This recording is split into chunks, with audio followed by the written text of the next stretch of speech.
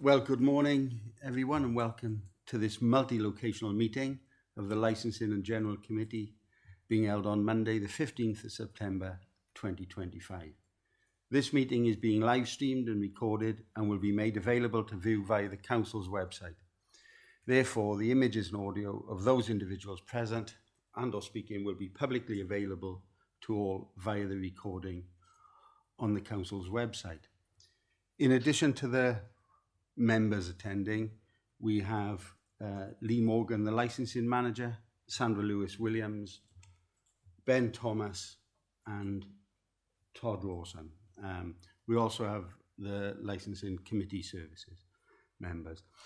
If anyone loses connection, please make every effort to reconnect. However, the meeting will continue, and committee services staff are available to try to help you reconnect.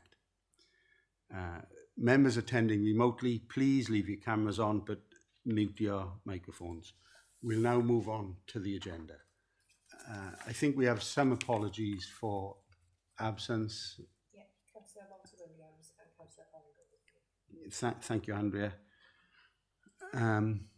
Councillors and officers are reminded of their personal responsibility to declare any personal and or prejudicial interest in respect of any item of business on this agenda in accordance with the Local Government Act 2000, the Council's Constitution and the Code of Conduct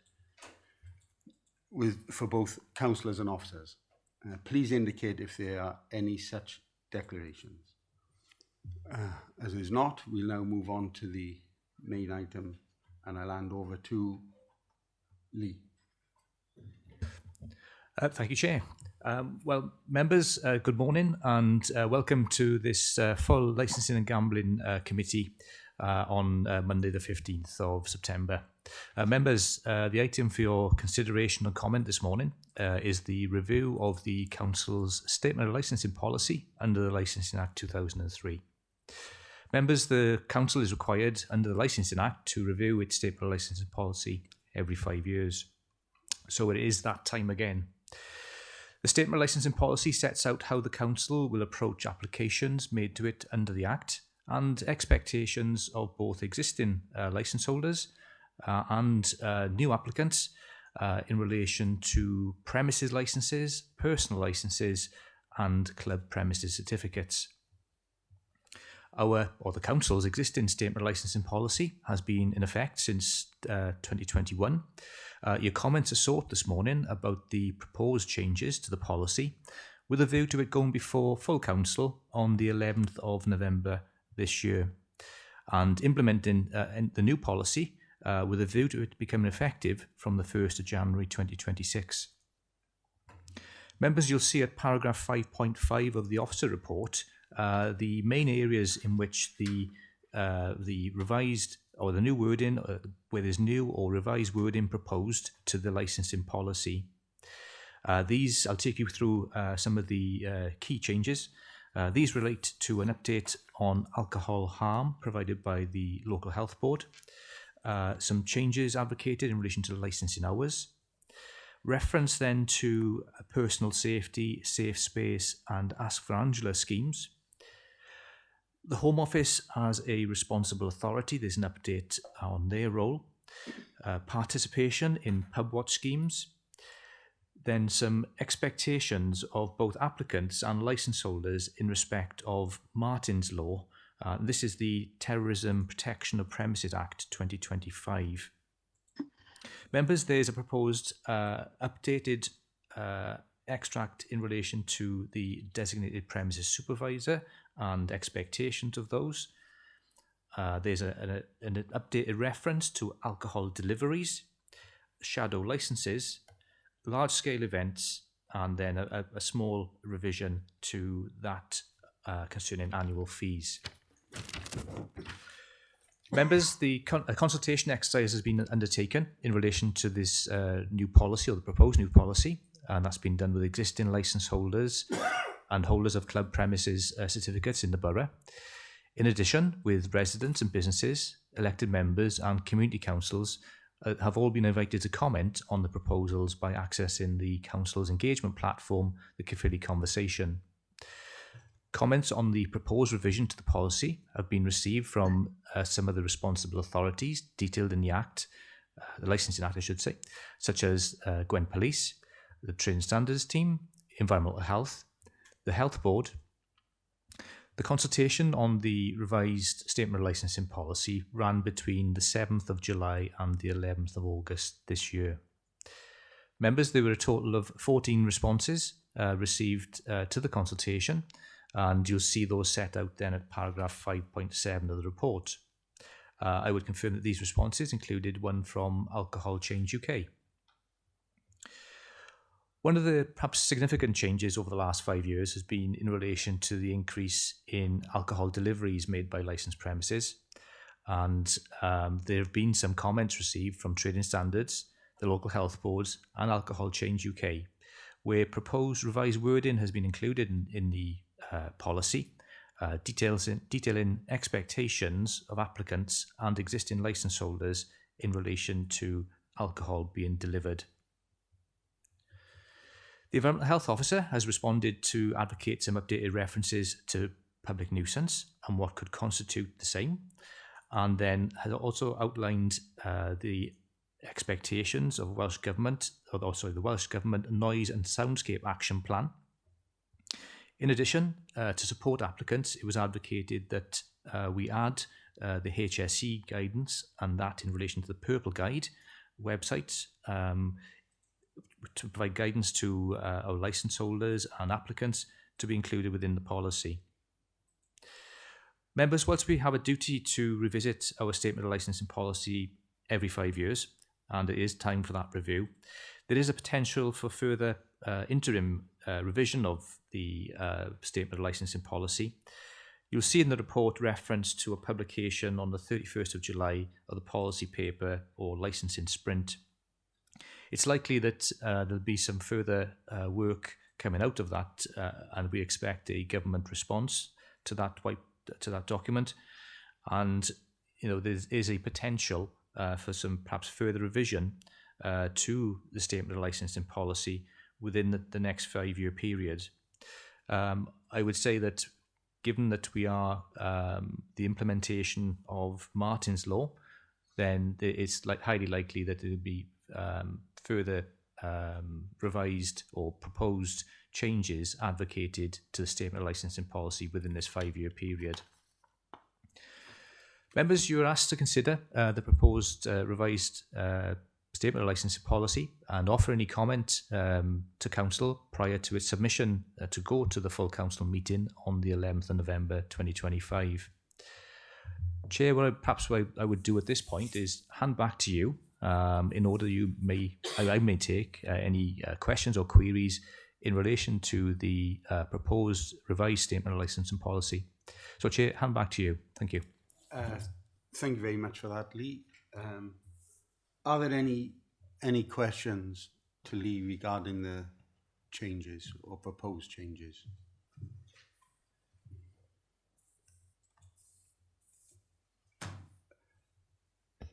I can't see any indication. Oh, sorry, Councillor Heron.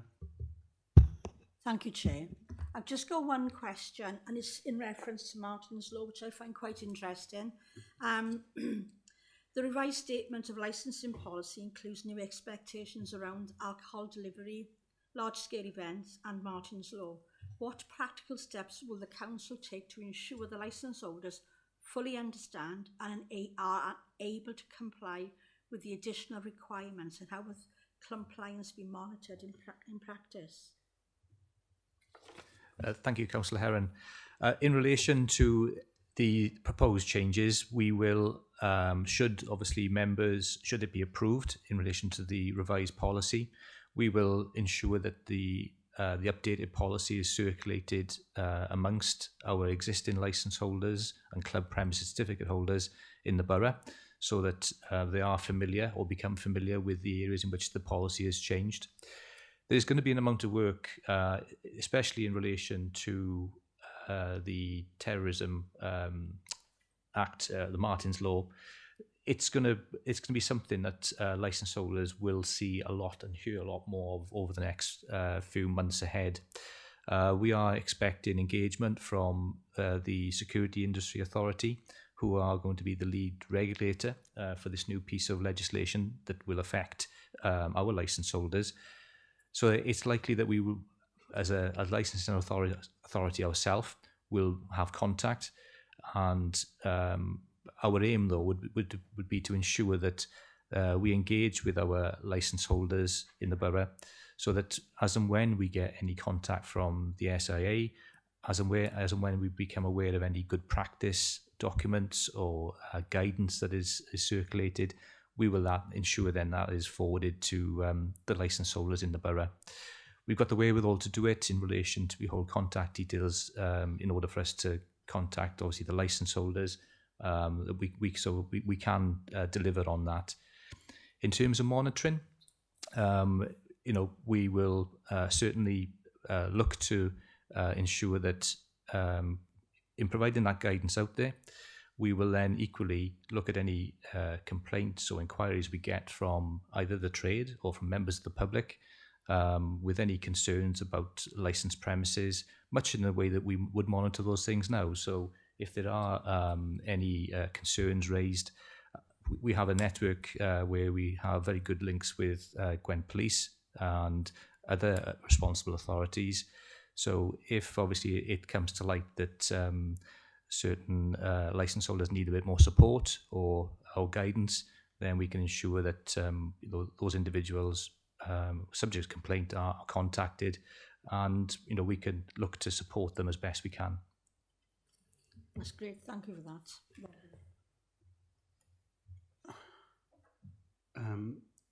Something similar. I know that there's going to be changes regarding proxy sales and the role of the designated premises supervisor. It makes a suggestion about training and making sure that there's adequate procedures in place. Is that something that we'll be able to monitor as a council, or is it any formal training that they're expected to offer their staff?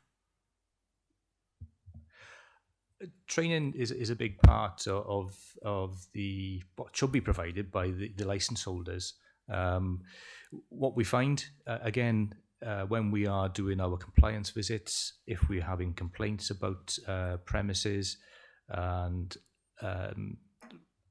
it's often quite easy to identify if the designated premises supervisor perhaps is absent, or when we're looking at investigating any sort of allegations or complaints, or just generally conducting compliance visits, we can normally tell in terms of what that licence holder or individual knows about the licence is always a flag for us, in so much as their knowledge of what they should be doing in-house. And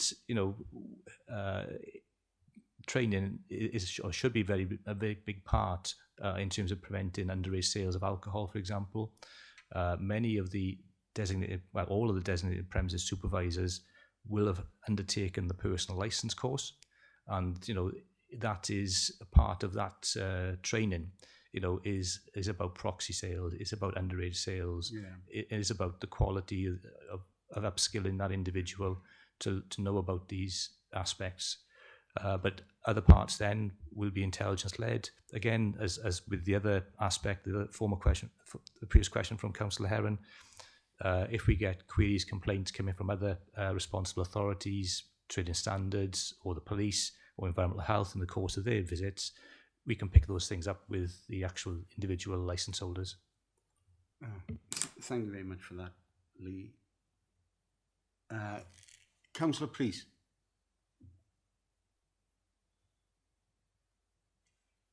Fine, thank you, Chair. Yeah, I think on the question was on training.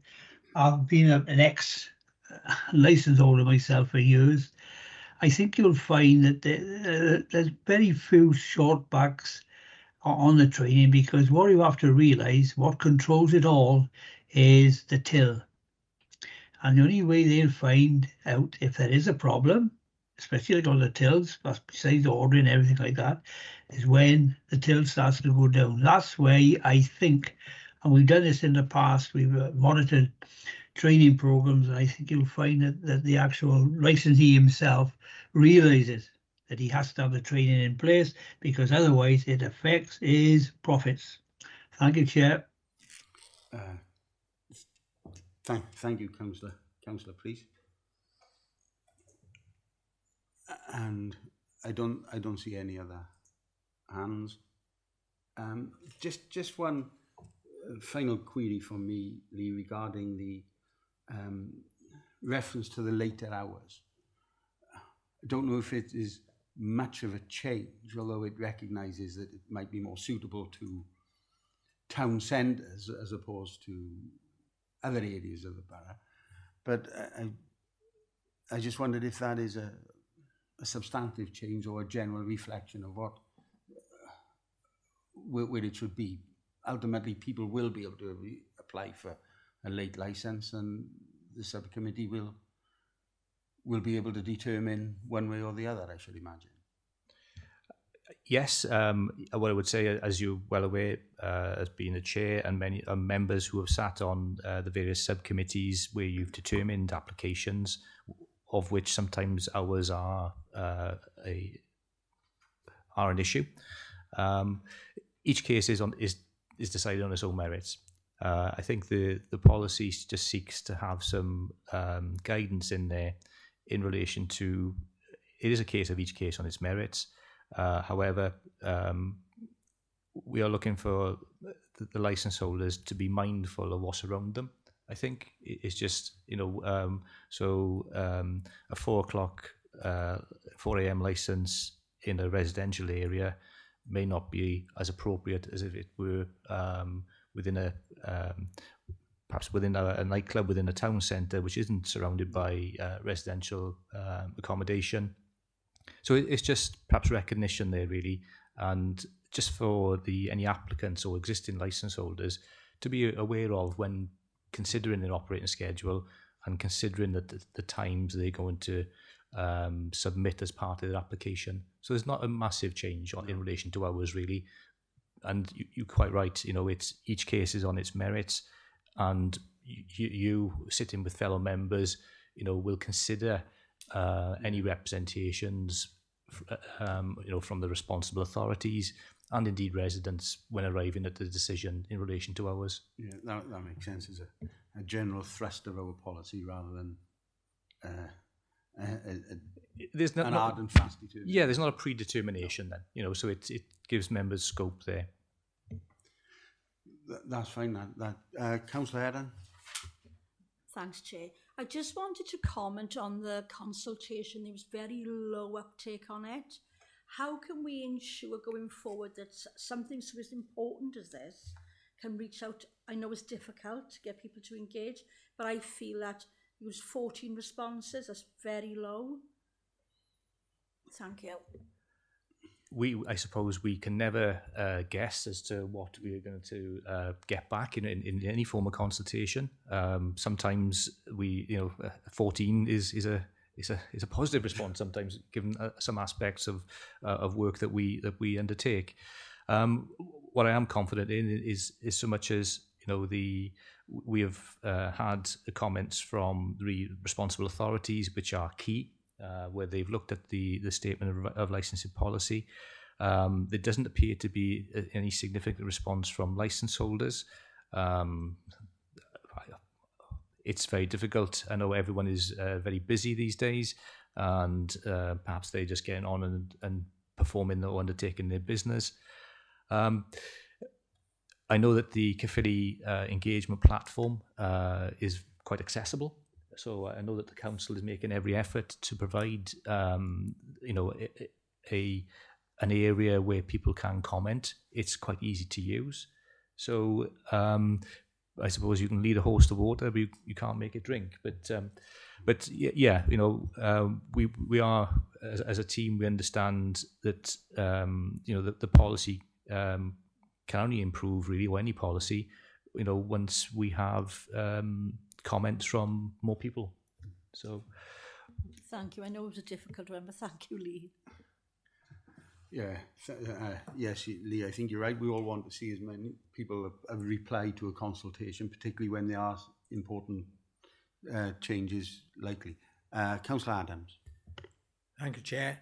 Lee, thanks for that information regarding the efforts that are made.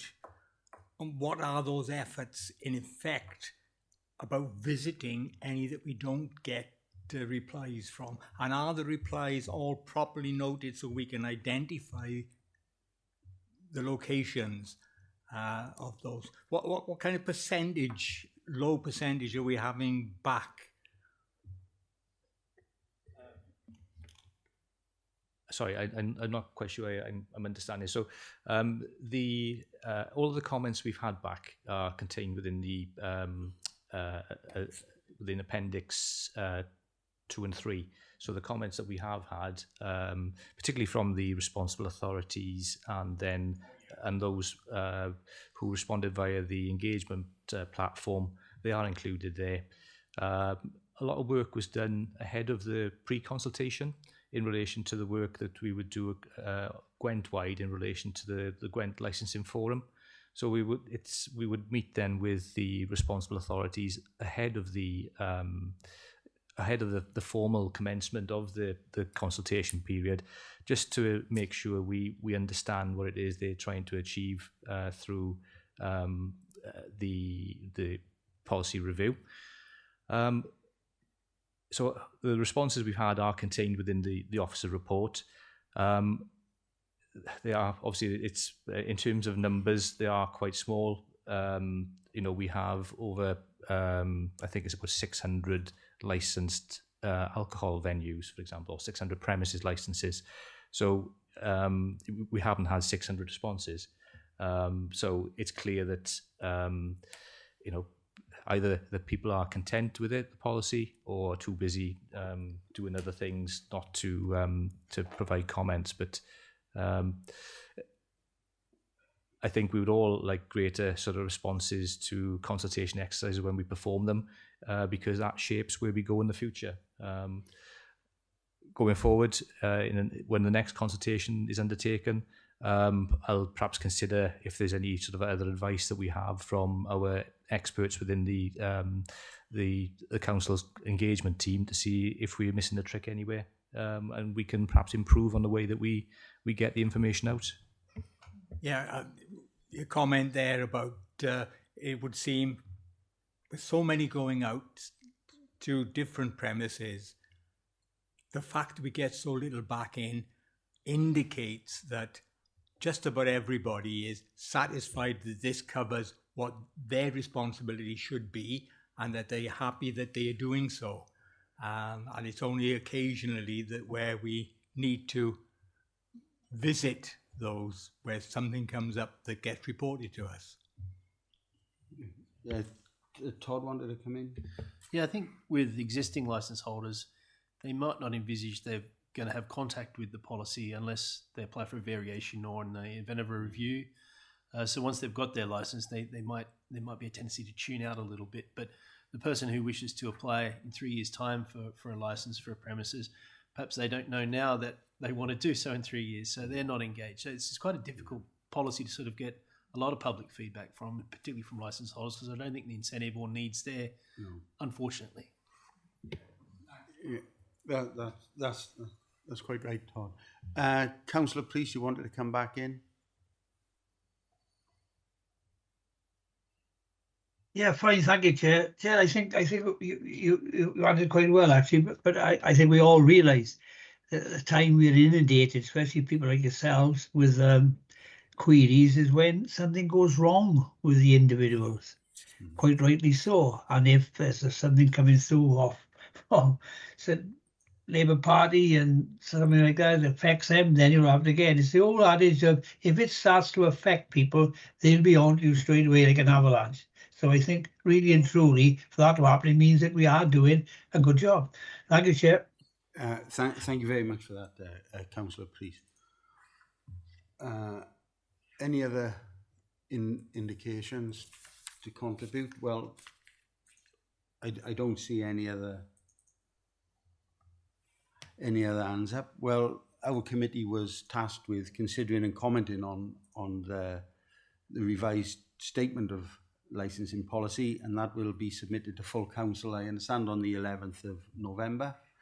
And with a view to implementing it on the 1st of January 2026. So I think we can say we've done that today, and with that we've reached the end of the agenda, and I can close the meeting unless you wanted to add anything. Lee, No, at this point. thank you, Chair and fellow members, for taking the time to consider the policy document, and I take from this that you are content for me to take this forward to full council now on the 11th of November. We are, Lee, and Councillor Aaron. Can I just say that it was a really well written report and such good explanations and descriptions that I thoroughly read. Actually, one of the reports I've really enjoyed reading. So well done to whoever put it together. I'll pass your comments back on to the team. Thank you, Councillor. Thank you. Well, if there's nothing else, we can now.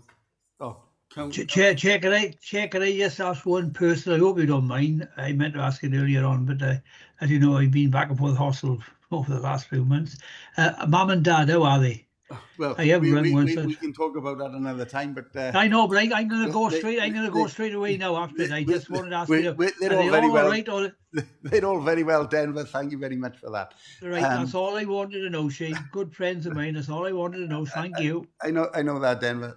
That sort of caught me a bit off guard. Well, with that, I'd still like to close the meeting and end the webcast.